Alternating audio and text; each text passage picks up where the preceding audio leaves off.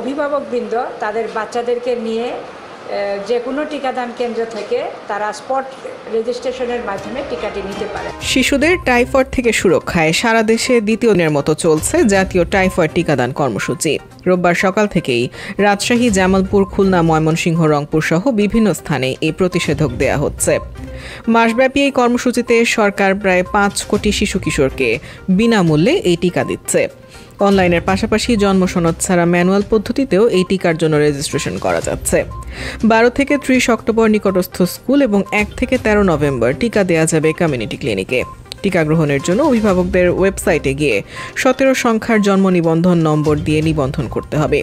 নিবন্ধনের পর জন্ম নিবন্ধন সনদ ব্যবহার করে সরাসরি ভ্যাকসিন কার্ড ডাউনলোড করা যাবে। এই নিবন্ধন অব্যাহত আছে। যে সব শিশুর জন্ম সনদ নেই বা জন্ম নিবন্ধন হয়নি তাদের জন্য টিকার নিবন্ধন করা যাবে।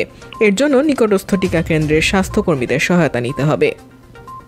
স্বাস্থ্য অধিদপ্তর জানিয়েছে, সব শিশুকে টিকার আওতায় আনাই এই কর্মসূচির মূল লক্ষ্য। এই কর্মসূচিতে ব্যবহৃত টিকাটি সরবরাহ করেছে ভারতের সেরাম ইনস্টিটিউট, আর সরকারের পক্ষ থেকে তা পেয়েছে আন্তর্জাতিক ভ্যাকসিন সহায়তা সংস্থা গ্যাভির সহায়তায়।